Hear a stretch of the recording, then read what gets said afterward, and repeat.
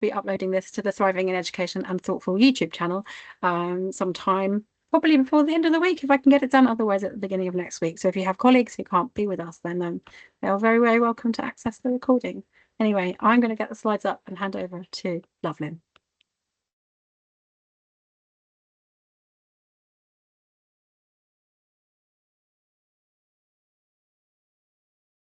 Let's wait for the slides to appear. Yeah.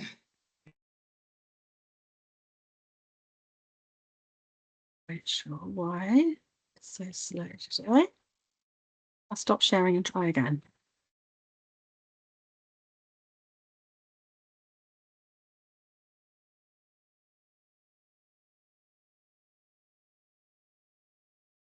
There we go. Thanks, Vic. Good afternoon, everyone, and welcome to our session this afternoon, where we'll be introducing you to the content of the Pan-Sussex Self-Harm Toolkit and Guidance, as well as the Self-Harm policy, the West Sussex Self-Harm policy, which is which is in the process of being signed off. I'm Lovelyn Okwara. I'm a graduate public health practitioner working in the mental health team within the County Council, and I'll be delivering this session this afternoon with Vic, and I'll hand over to Vic to introduce herself. Thank you, Lovelyn. Hello, everybody. I'm Vic Machin, and I'm the Schools and Colleges Mental Health and Emotional Wellbeing Advisor. Thank you, Vic. So, well-being reminder. This is just to remind us that self-harm is a strong emotive subject, and we'd just like to encourage you to take care of yourself through today's session. Do whatever you need to do to look after yourself. I know that many of you have your cameras off, but if at any point you even would like to get yourself a bit off the screen to look after yourself, please feel free to do so. For today's session, we will be covering where to find the self-harm guidance, toolkit, and policy. So the locations where you can find those on the Thriving in Education website. We'll also be walking you through how to use and embed the 3 resources in your settings, because the 3 resources are meant to be used in conjunction with each other. We'll also be introducing you to how to have conversations about self-harm with children and young people.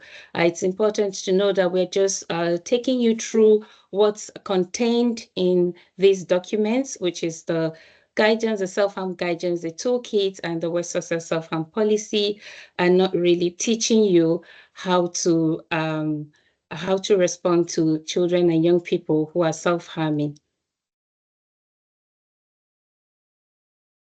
So I'm going to hand over to Vic now to walk you through where to find these documents. Thanks, Lovelyn. So I think the easiest way for you to find the documents is to go via the Thriving in Education website. Now, you will receive the slides. So when you get the slides, you could just click on the link. But I'm just going to come out the slides for a moment and just show you around the website so that you can see exactly where to find not just this toolkit, but also a number of other toolkits that have been produced by our colleagues like Lovelyn in the public health service. So hopefully you can see my screen here, which is the front page for the Thriving in Education website. And when you come to this front page, you would click on information for school and college staff. And when you click on that, you will come to the Thriving in Education front page. If you scroll down, you will first of all come to the 8 principles of a whole school approach. And then underneath that, you come to our links to key initiatives. And what you will find here is our links to our thoughtful service, links around emotionally based school avoidance, training, our WOWSY program, and then here you will find our public health guidance and toolkit section. If you click on this section, you will find right at the top the Managing Self-Harm Toolkit. So if you clicked on that, it would take you to the pages within public health that have the toolkit, the guidance, and will have the policy. But also underneath that, you can also find the various other toolkits, which are all Pan-Sussex toolkit. Oh, no, they're not. Managing Eating Difficulties is a Pan-Sussex toolkit. The Responding to an Unexpected Death toolkit is a West Sussex toolkit. So if you haven't come across those before, I would really recommend that you familiarise yourself with those as well. Okay, I'm going to come back to the slide, so bear with me a second. What is really important to recognize about today's session is this session is to help you to become familiar with the content of the toolkit and guidance and the policy. It is not to help you to support your pupils in the moment when they need support around self-harm. If you feel that yourself or your staff need more of that really practical support around supporting children who are showing those self-harming behaviours, then we at West Sussex have commissioned West Sussex Mind to deliver the Self-Harm Learning Network. And the Self-Harm Learning Network is a fantastic resource, and throughout the year they will be offering various sessions around different elements of supporting children with self-harm. So there's sessions on understanding self-harm, there's sessions around supporting children from the LGBT plus community, because we know they're a particularly vulnerable group. There are sessions around supporting neurodivergent students with self-harm, and there are also the kind of tandem sessions for parents as well. So they have the same kind of themes, but they are separate sessions so that parents can feel that they're not having to speak about their child in front of school staff who might know them. So there are all of those sessions are free to access. Again, you'll get the slides, so you'll be able to click through to the links. The slides will have links in them to be able to book your places on those free sessions. I'm going to hand back to Lovelyn. Thank you, Vic. So the self-harm resources that we'll be covering today includes the self-harm guidance and toolkit, and this has the location of these documents have just been shown to you by Vic, and we also have links to it on the slide and also in the documents themselves. And they're aimed at supporting staff to recognize the signs, identify risks, and support children and young people who are self-harming or who are at risk of intentionally harming themselves. And the second resource or document that we'll be looking at today is the West Sussex Self-Harm Policy. And this policy hasn't been signed off yet. It's been developed, but it's undergoing clinical governance process. And as soon as it is signed off, we will include the link in the toolkit, which is a place where it should sit in the toolkit, and we'll also upload a copy on the Thriving in Education website where the guidance and the toolkits and other resources are located. So this policy is also aimed at supporting all those working with children and young people in West Sussex to prevent, to support, and also to respond to incidents of self-harm. So you will see all elements of this in the policy. So what is self-harm? Some organizations have provided definitions of what self-harm is. The National Institute for Health and Care Excellence have defined self-harm as intentional self-poisoning or self-injury, irrespective of the apparent purpose, because we know that there are different reasons why people, including children and young people, self-harm. And regardless of what that purpose or what that reason is, if they are intentionally harming themselves, that is self-harm. Self-Harm UK also defined self-harm as deliberately causing harm to oneself by causing physical injury, putting oneself in dangerous situations, or self-neglect. And self-neglect can also include like intentionally refusing to eat or those very harmful behaviors that people, including children and young people, can engage in. So that tells us that self-harm takes form in different ways and in different forms and for various reasons. And Vic will be covering more of that shortly. So it's also important to note that self-harm is one way of communicating distress, while we do know that self-harm is a risk factor for suicide. When people or children and young people are self-harming, many of them are doing this as a way of communicating distress, not with the intention to end their life. So it's very important for us to know that, because sometimes they find it very difficult to express the difficult experiences or emotions that they are going through. And one way to communicate this distress is through harming themselves, which might be the only way they know how to. It is primarily a way to cope with feelings. For many people who self-harm, including children and young people, it is a way for them to cope with their difficult feelings, those difficult emotional experiences within their lives that they don't know other healthier or positive way of coping with those feelings, and so resort to self-harm. So I'm going to hand over to Vic now to take us through the next elements of our session. Over Thank to you, you. Loveland. Thank you. So when you see the toolkit and when you hopefully go through the toolkit with some of your colleagues at school, what you will find is that actually some of the toolkit isn't about responding in that moment to self-harm. Some of the toolkit is about recognizing how we can, what our role is in terms of early intervention. So in terms of early intervention and being protective around self-harm, it's really important that we all know what to look out for.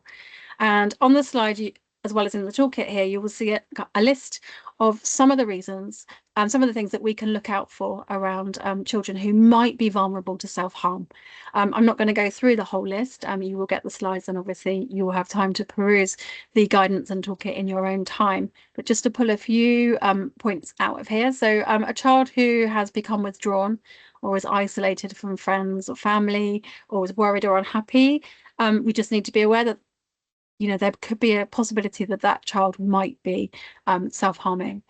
Children who wear clothes that would hide any injuries, so particularly children that wear those kind of out-of-season clothes. So perhaps they're wearing their jumper in the summer, or perhaps they're wearing a high neck kind of undershirt under their school shirt that hides any kind of parts of their neck that actually you just think that there's something I can't quite put my finger on, but it doesn't feel quite right there. Children who have unexplained cuts and bruises and scratches, obviously this doesn't, none of these mean in and of themselves that the child is self-harming, but they're just things to be aware of, and perhaps just use your kind of professional curiosity just to add to the picture that other members in school might have of that child, or that you already have of that child, that your DSL has of that child. Talking about self-harm or suicide can be a way of a child trying to communicate that they are self-harming, but they don't know how to use the word. So talking about it in general gives them a kind of almost bridge as a way of reaching out to adults to try and have a conversation that they just don't know how to start. We also know that changes in eating and sleeping habits might be indicative that the child is at risk of self-harming behaviours, as can those risk-taking behaviours. So quite often self-harm might not be kind of what we think of as self-harm, but it might be actually putting yourself in the way of risk, which kind of leads on to this. So I think we're in a really good place now where all of us are aware that self-harm isn't just scratching and cutting. It can also come in many different forms. So children who are biting or hitting or punching themselves, children who bang their head. It could be that children are, as I just said, using putting themselves in danger, displaying some of those risk-taking behaviors. So jumping off a climbing frame and trying to harm themselves, placing themselves in danger. I once supported a girl who, when I spoke to the school, she kept getting her foot stuck in a gutter in the school playground, in the drain, and school staff were kind of really concerned about this, but weren't quite sure what was going on. And when we really unpicked that behavior, we could see it was a form of self-harm. She was trying to hurt herself by pushing her foot into the drain at school. Pulling out hair can also be quite a common way that children might harm themselves. So why do children self-harm? There are many reasons, and again, this also isn't exhaustive, but you will find more in the guidance. But there can be signs of vulnerabilities if children come from conflicted family relationships, where there's been a family breakup or separation or bereavement. Children who come from homes where they have experienced or witnessed domestic abuse are, we know, more vulnerable to self-harming behaviours. And also children who come from families where other family members have self-harmed. And it's really important to remember that even if the other family member thinks the child is unaware, and thinks they cover their own signs of self-harm and the child's never seen them do it. Actually, we all know as professionals that children pick up on a lot more than some people might give them credit for. And actually, there may be an awareness that adults aren't aware of, that children know what is going on. And obviously, they are then seeing that behaviour being modelled as a coping strategy within the home. Children who experience bullying and those who have experienced difficulties with friendship can also be more vulnerable to self-harm. And then there are also some additional contributing factors as well. So we do know, and the data and the evidence tells us, that autistic young people are more likely to self-harm than those young people who are not autistic. And actually, autistic females are more likely to self-harm than autistic males. We do know that young people who identify as LGBT plus are 30 to 50, so really quite a big difference here. They're 30 to 50% more likely to self-harm than their peers who are not from that community. And we also know that low self-esteem and relationship difficulties can also be factors that contribute to the risk of self-harm. What you will also find in the toolkit is this really helpful graphic which shows us the cycle of self-harm. This graphic comes from a resource created by the Anna Freud National Centre for Children and Families. And it helps us to understand the nature of self-harm and why it can become something that a child starts and then it isn't able to break the cycle of. So we know that an incident of self-harm starts typically with a trigger. It could be a trigger situation, so something that has happened, or it could be a thought within the child. It doesn't have to be something that has physically happened. It could be something that's going round and round in their head and they're ruminating on it. And that trigger then creates an urge or an overwhelming emotion in the child. There'll be feelings of intense distress and emotional pain that comes from that trigger.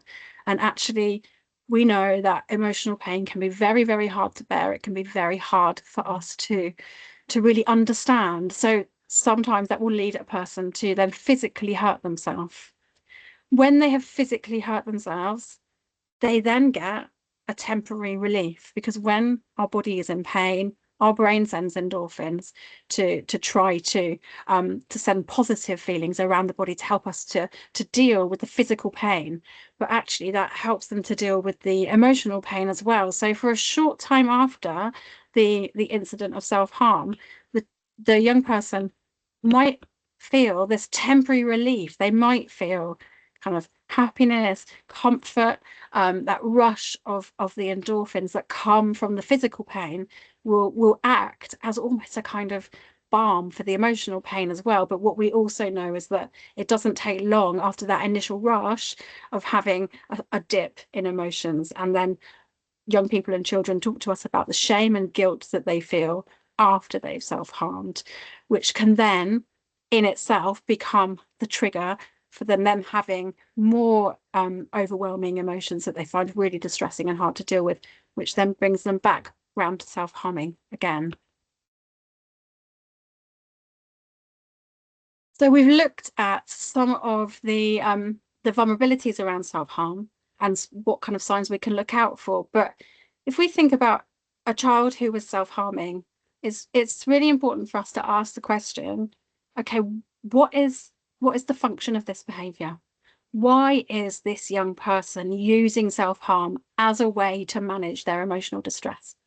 So I'm going to give you a break from my voice for a couple of minutes, and you could either write in the chat, or if you're feeling brave, you can unmute. For those of you who joined us late, I will just let you know we are recording, so if you do unmute, you will be recorded, but it's nothing to be scared of.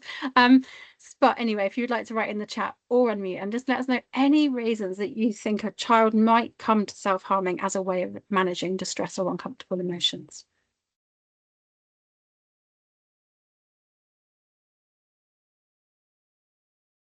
Just going to open the chat so I can see. So Keely says relationship breakdown between parents and bullying. Yeah. Feels unable to talk. Absolutely, Nicola. Yeah. So words are really hard to get out. It's really hard to find the right words. And as a society, we're not brilliant at talking about our feelings.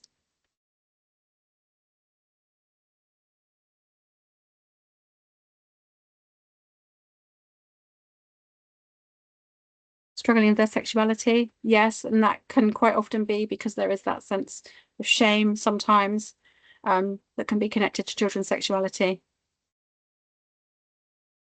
And obviously shame is one of those emotions that is difficult to bear. Bullying, yes, Patty, thank you.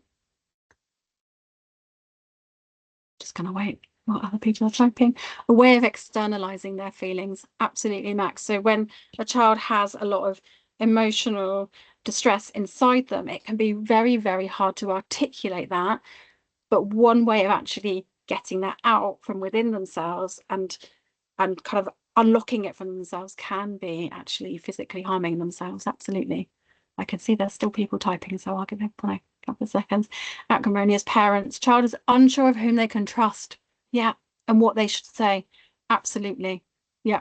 So it can be that the child wants to communicate their distress, but yes, doesn't feel they have a safe adult who they can talk to, isn't sure who that safe adult might be, and then even if they did have a safe adult, don't actually have the words or the emotional literacy to talk about how they're feeling. Absolutely. Thank you so much, everybody. So you have covered most of these, but I will just go through some of the explanations that are in the toolkit around the reasons that children might come to self-harm as a way of managing their emotional distress. So some young people and children tell us that actually they get comfort from self-harming. Now, it could be that they get a sense of comfort from that rush of endorphins that they get after harming, and that kind of soothes them both emotionally and physically. But also, it could be that when they harm themselves physically, they have got a way of connecting with somebody else to ask for help. So they don't want to, they don't have the words to get help for that emotional distress. But if they've got a cut, then they know that someone's going to come along, they're going to clean the cut, they're going to bandage the cut, they're going to take care of them, and they actually receive care for the emotional distress, but through the medium of the physical injury. Similarly, perhaps for older children, it could be that they need to practice some self-care. They don't have the tools to do that in an emotional way, but what they can do is, if they've got a physical injury, again, they can actually practice some self-care by looking after the wounds that they have got from the self-harm. As this was covered in the chat, self-harm could be a way of communicating. We know it's primarily a way of regulating feelings, and it's not about attention seeking, but it can be about a way of seeking communication. It can be a way of seeking connection. So rather than attention seeking, we would say it is connection needing. So actually, again, as we've said in the chat, a young person might not have the words to say, I'm really struggling with this, but actually they show us in a physical way instead that they're struggling. Some young people do tell us that they feel a need for control in their lives. And we know young people and children's lives are characterized by a complete lack of control. We tell them when to get up. We tell them what they need to put on to go to school. We tell them when they need to get to school. They tell them throughout the day what they're doing at school. We tell them what time they're going to eat. We tell them what they're going to eat, what's on the menu. When they get home, they get told what they're going to have for dinner. All of these things are out of their control. And sometimes young people tell us that self-harm is a way of having some control over their own lives. But also, for some children, particularly those who have suffered physical abuse, self-harm can be seen as a way of gaining control over their own bodies as well.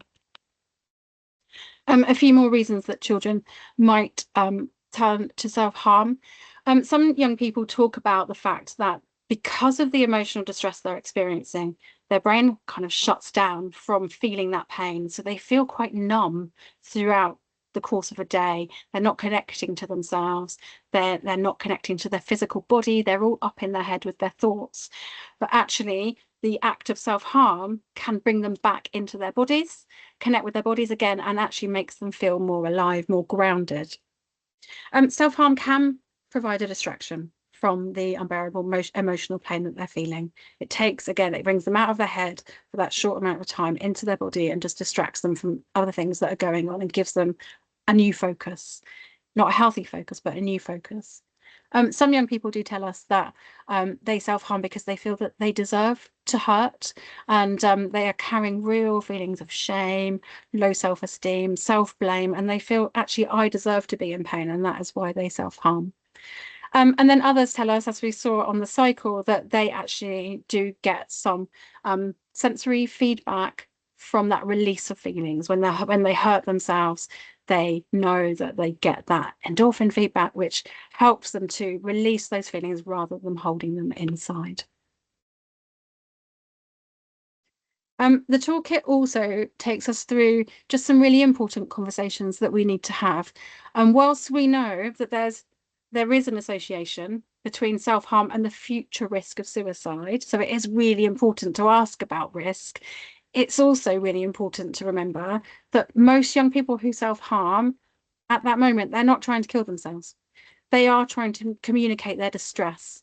And I know that it's really, really hard to have these difficult conversations.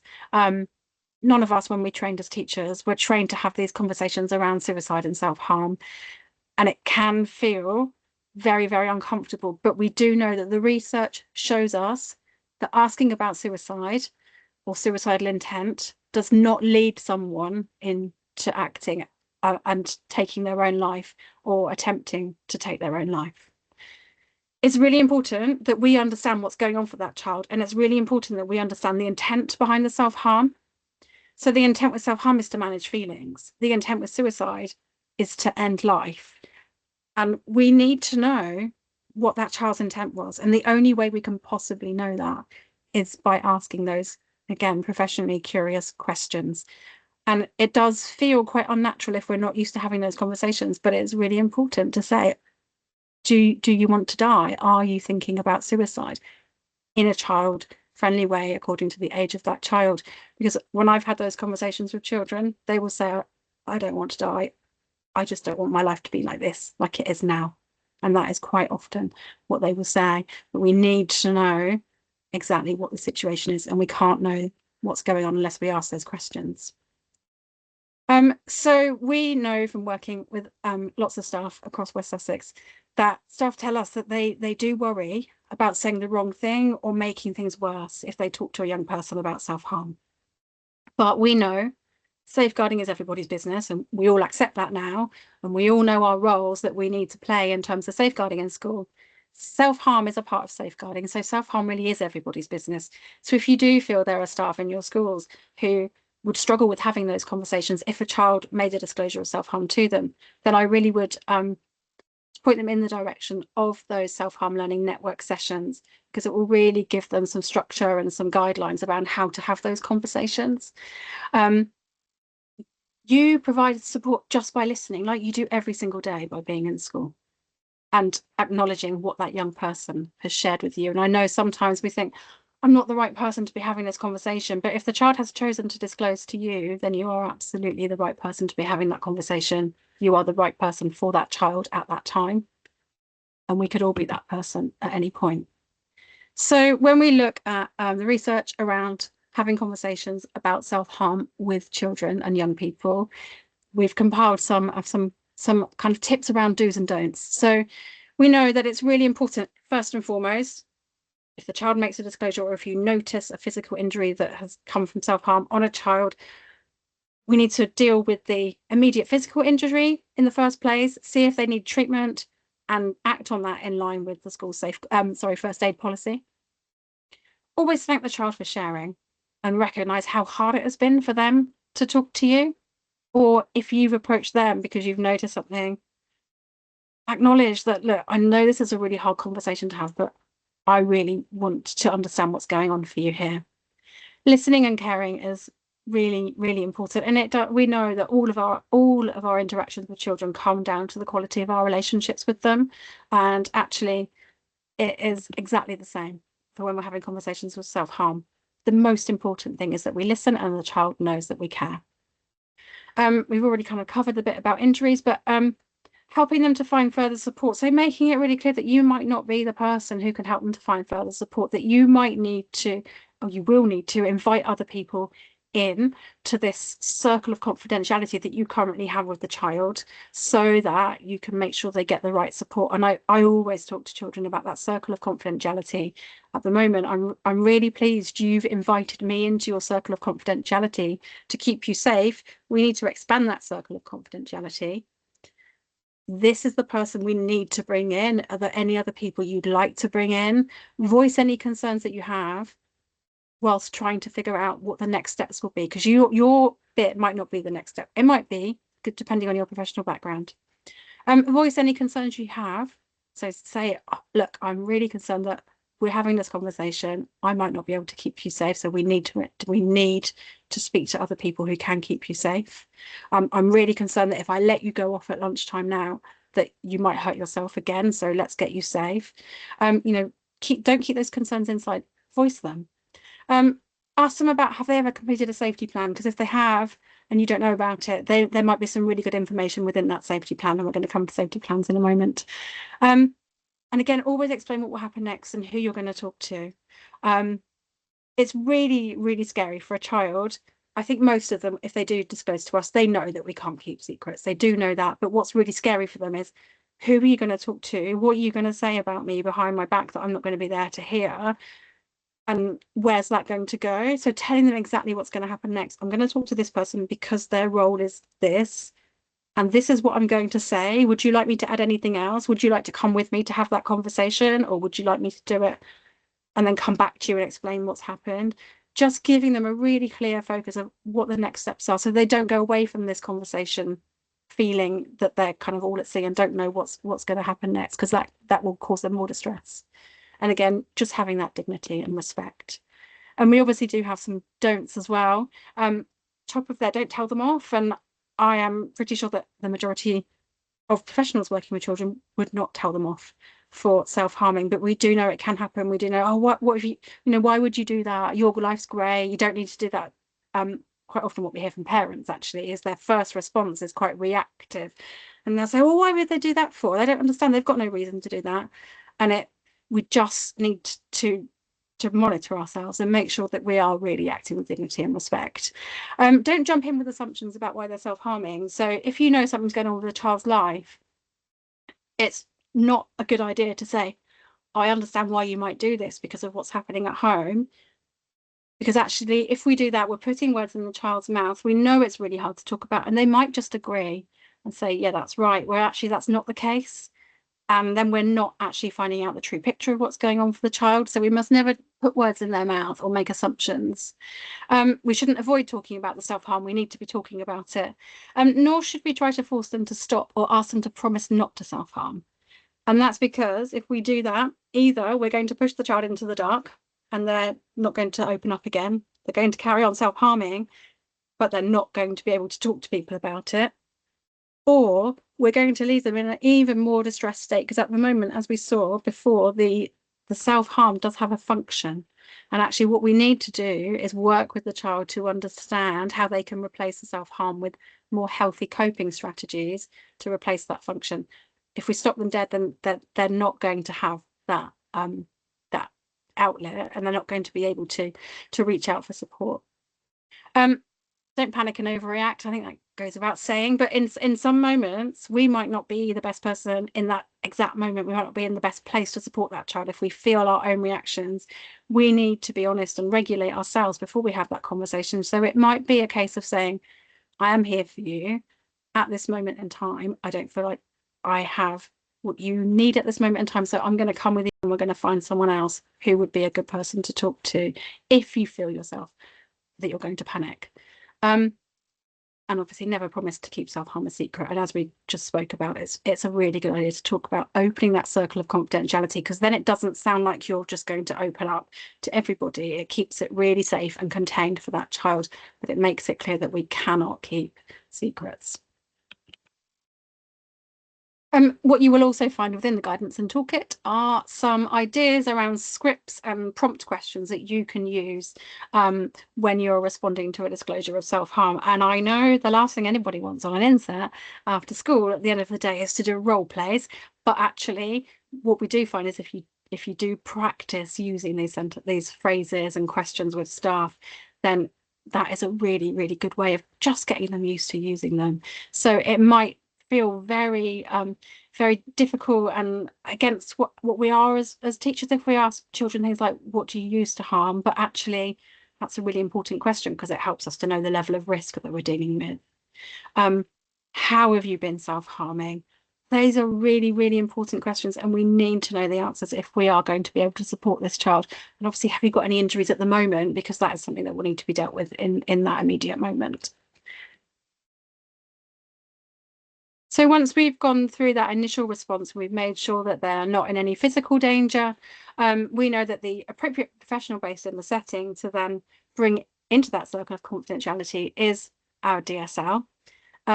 And the hope is that using the guidance and toolkit, that the DSL would then complete an individual safety plan with the child who's been self-harming.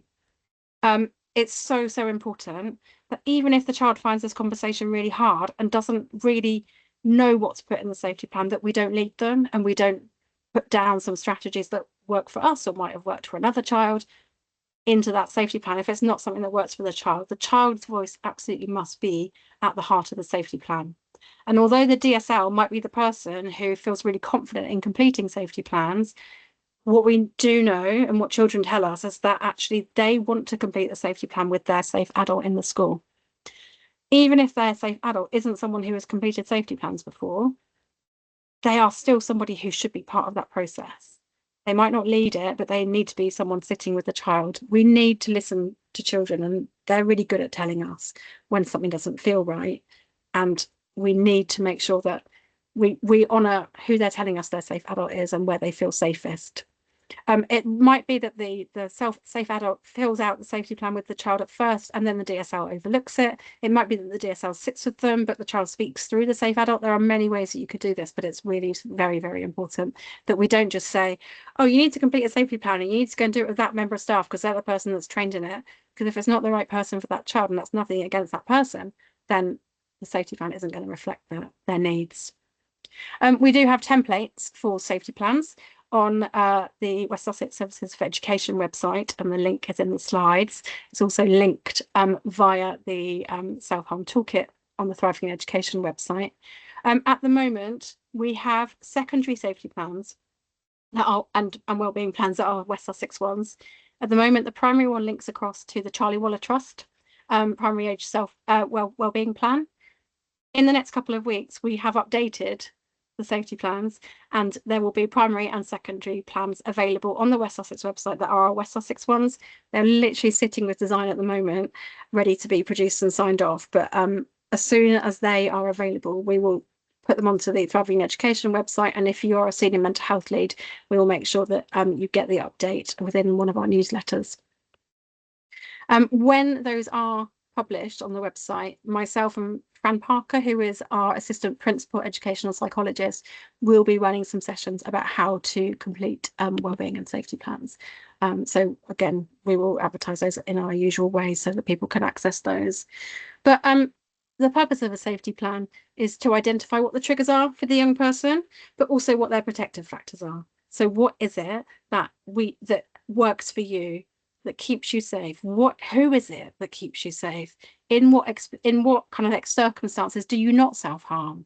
So why don't you self-harm in that case? What is it that's stopping you self-harming in that case? Thinking about who are their people, who are on their team, who do they find is a helpful person for them? And then just thinking about some strategies. And again, there are some strategies that will be contained within the safety plans and the guidance that goes with them, that you'll be able to kind of go through with the children. So that's the guidance and toolkit, and I'm going to hand over to Lovelyn now, who's going to take you through the West Sussex Self-Harm policy. Thanks, Vic.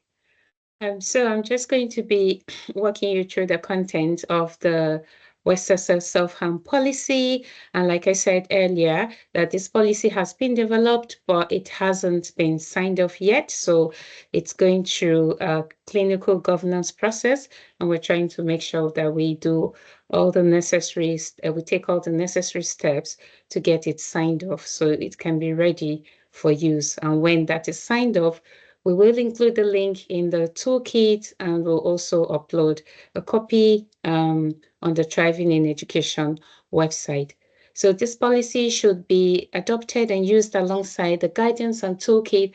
All three documents should be used in conjunction with each other. And so one of the things that we want to do with this session is to increase your understanding of how to use these documents because they are all linked.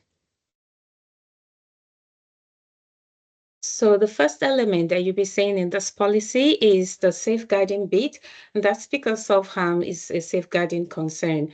So all concerns should be reported to your designated safeguarding lead.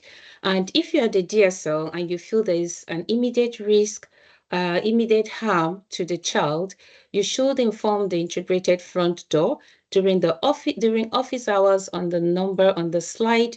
This is also contained in the policy. So we've also added the link to the referral form for very easy access.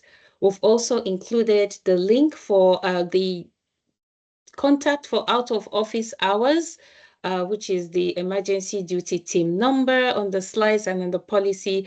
And that's because we are conscious that since we want this policy to work for both education and other settings, there may be people working with children and young people during bank holidays, during weekends, or outside of office hours. So we've also included that if the emergency duty team line is unavailable, then and you need to report an emergency safeguarding concern, please contact the number on the slide, and this is also included in the policy. And we've also highlighted that this number does not accept text. So if you need to make that contact, you need to put a call through. And this is all to ensure that adults who are working with children and young people know exactly what to do if they need to safeguard a child, whether during office hours or out of office hours.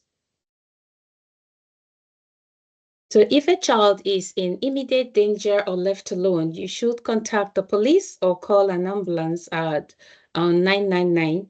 So just to let you know that the police operator will take your name, your address, and your contact details. And this is just to find out more about the situation of that child and somebody to contact or reach out to, because you are the adult who is making that call. And so they'll try to get those details. So if they need more information about the situation of the child, they'll be able to get it from you.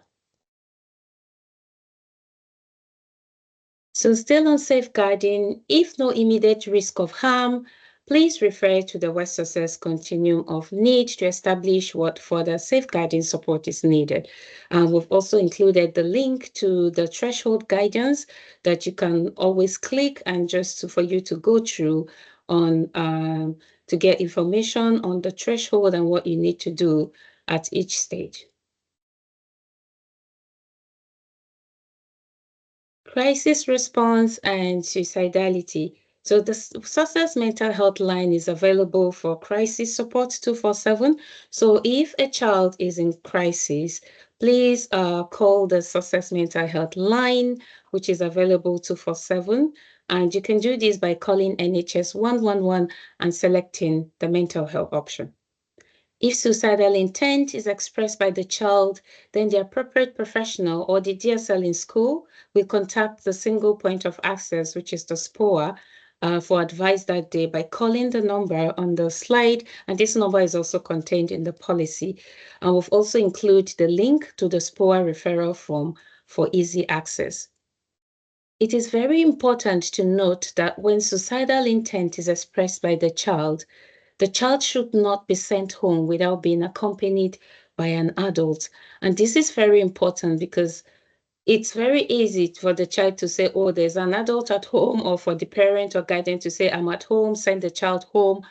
But because we need to safeguard children, we do not know what will happen between the time when the child, a vulnerable child that has expressed suicidal intent, we do not know what will happen between the travel time from school to home. So it's very important that the parents or the guardian come to school to pick up that child so that you know you're handing over that vulnerable child to a trusted adult and that we're doing everything that we can to safeguard children and young people. So another element of the policy is self-harm prevention, because we don't just want to be responding to incidents of self-harm, we also want to try and prevent self-harm within educational settings and other settings. So schools in West Sussex should work to embed a whole school approach to mental health and emotional well-being within the Thriving in Education program, using the 8 principles of a whole school approach to mental health and emotional well-being. Working in school, I know that you will be familiar with these the principles around this. And so it's just to sort of reiterate that this is a key aspect of self-harm prevention in educational settings. Comprehensive guidance and advice about whole school approaches to mental health and emotional well-being can also be found on the West Sussex Thriving in Education website. And we've also included the link should anybody want to have a click and need those guidance on what to do around self-harm prevention in their own education setting. So there's also prevention work through the universal curriculum, which is being done in order to help their pupils to thrive. Education settings follow the National Relationship, Sex and Health Education Guidance, which is the RSH guidance for physical health and emotional well-being.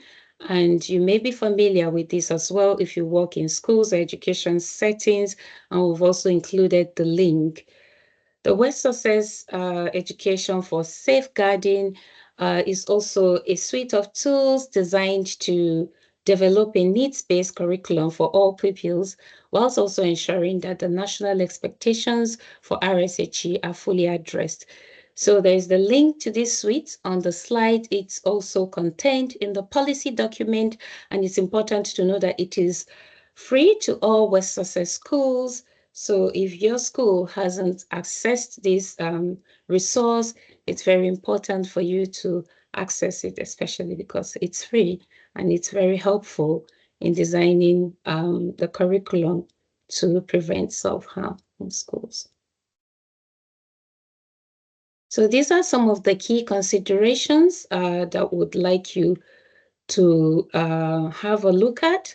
The first one is support for children who are self-harming should be based on trauma-informed practice.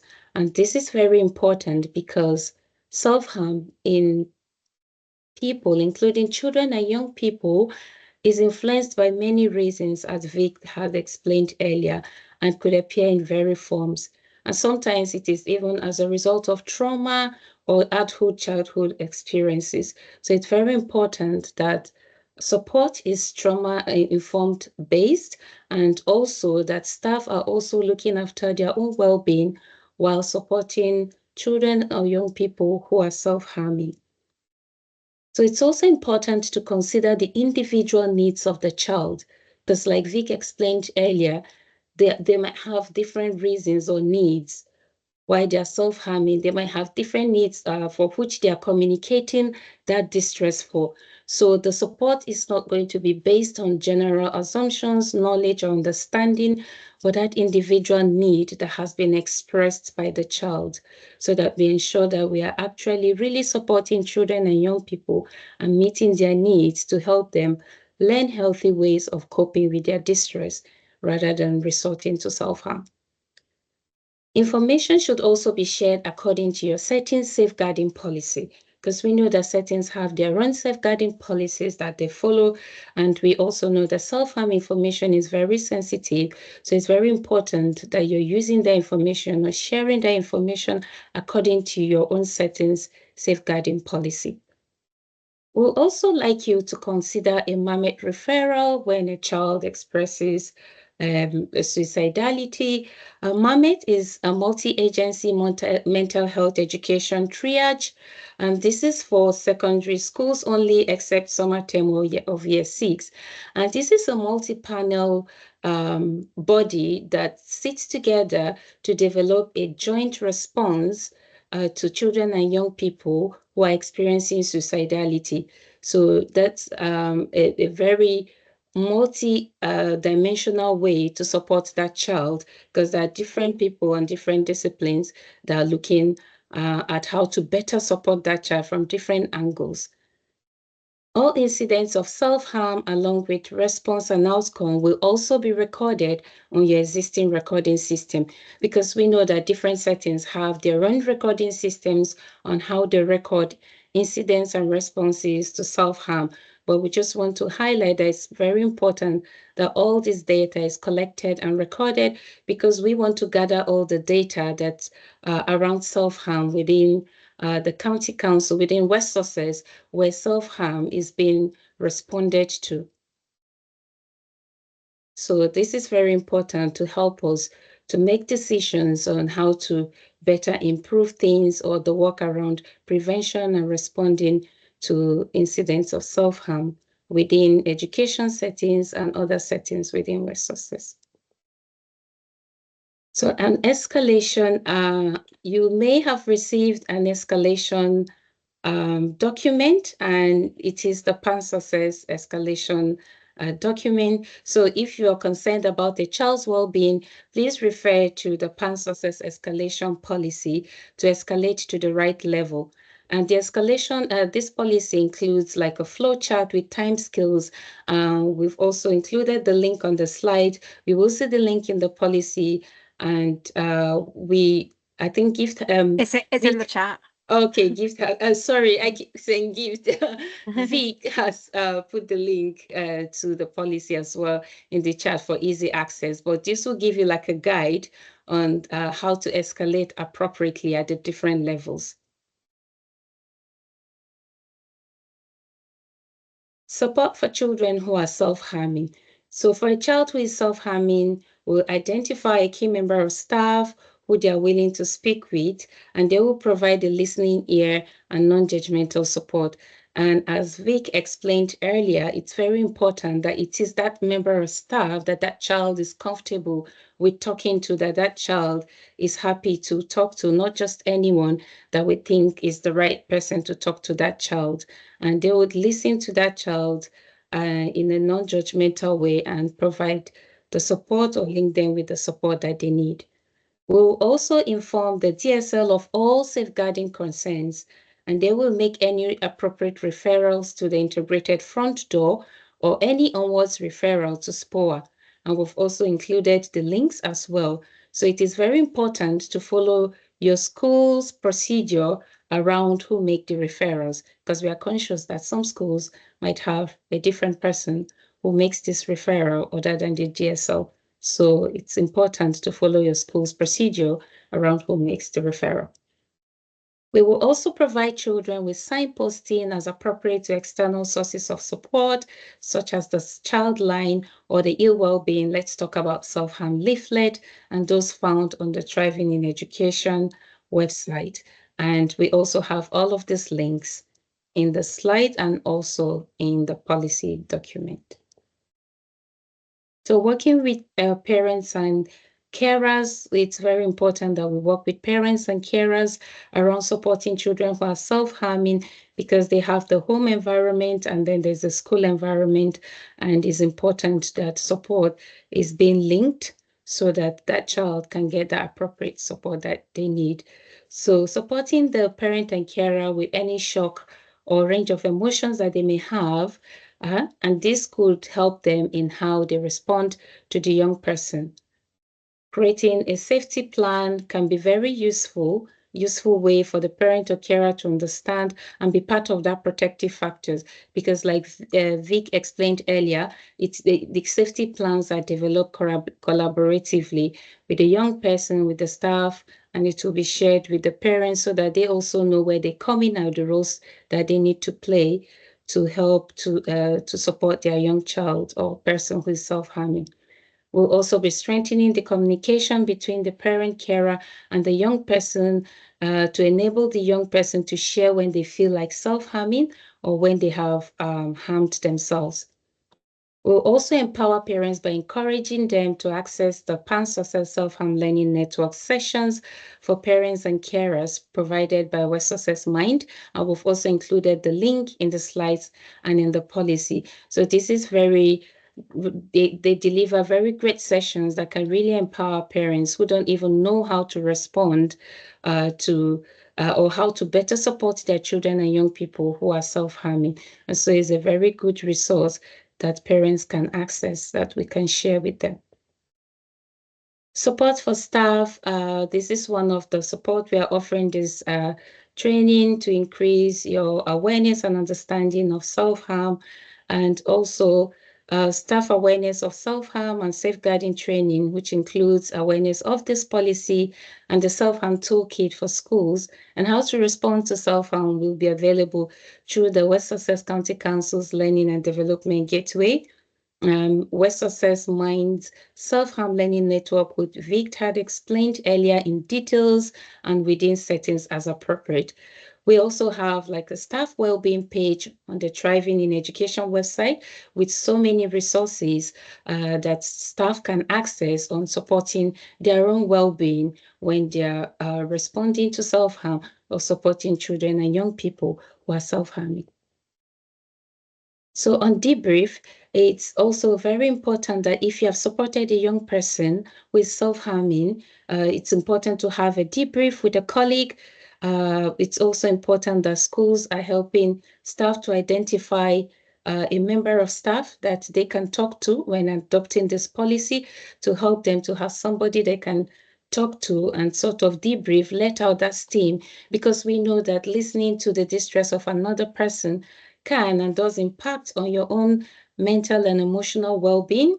And it is very important that while looking after children and young people, you're also looking after yourself and ensuring that you're not even getting re-traumatized for an adult who have experienced some of these issues as a child.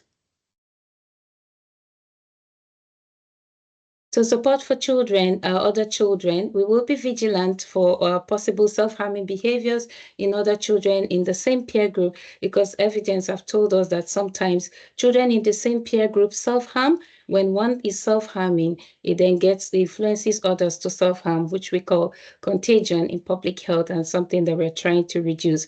So we'll be vigilant to spot those.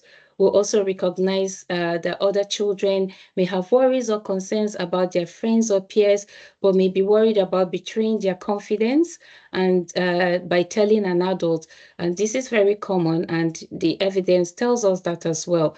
So we will encourage all children to report concerns to staff and reassure them that it can be dangerous to keep secrets, and they're doing the right thing by telling an adult, because they're trying to ensure that their friend is well or being protected from harm. So these are some links to other policies that you may be aware of, and would like you to have a read of these other policies in conjunction with the self-harm policy.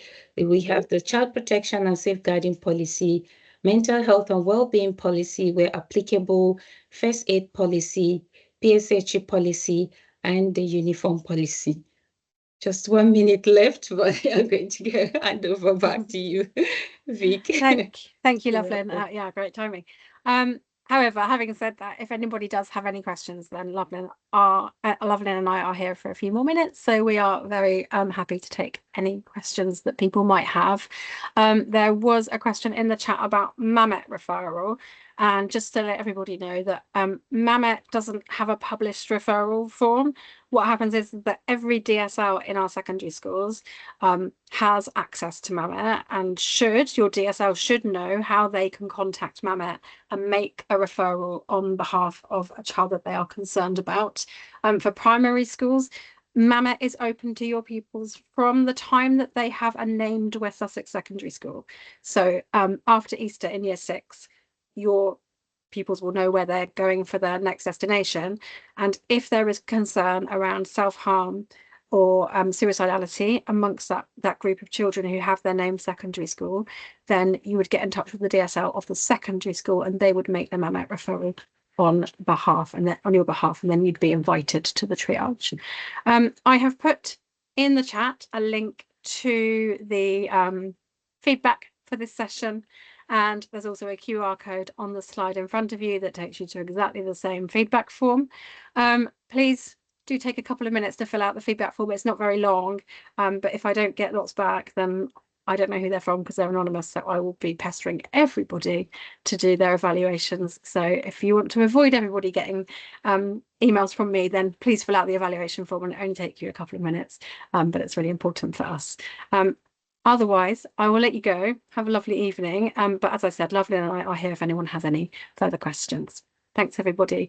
And as I said at the beginning, this will be uploaded to the Thriving in Education and Thoughtful YouTube channel. Thanks very much, everybody. I'm going to stop recording as well now in case people would like to ask questions without the recording on.